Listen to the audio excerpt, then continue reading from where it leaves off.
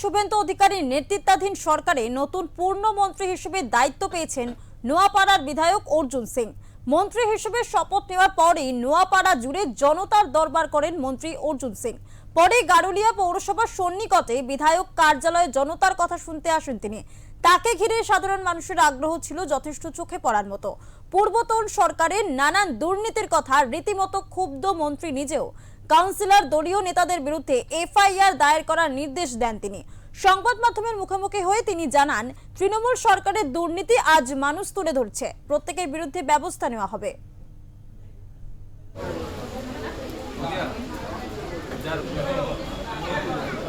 ওর ঘর ওকে দখল করাচ্ছে, ওর ঘর ওকে ভাই ভাই মধ্যে ঝগড়া লাগিয়ে দিত। দুনিয়ার তোলাবাজি কেস সবটাই নোট ডাউন করা হচ্ছে। কিছু পৌরসভা গাফিলতি আছে, পয়সা নিয়ে কল দেওয়া হয়, অথচ কলের পয়সা নেওয়া হয় না, নিয়ম আছে। এইসব নিয়ে কমপ্লেন সব পেয়েছি আমরা। কালকে আমাদের যে এখানে কোর কমিটি করা হয়েছে, কালকে পৌরসভার সঙ্গে কথা বলবে।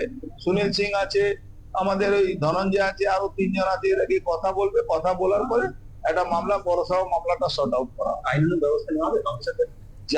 যারা এফআইআর করবে, এই শুনলাম নন্নে সিং কি করেছে, ওর নামে এফআইআর করতে বলেছি। এফআইআর করো, কমরেডোরি বাঁধে ঘোনারও যাবে।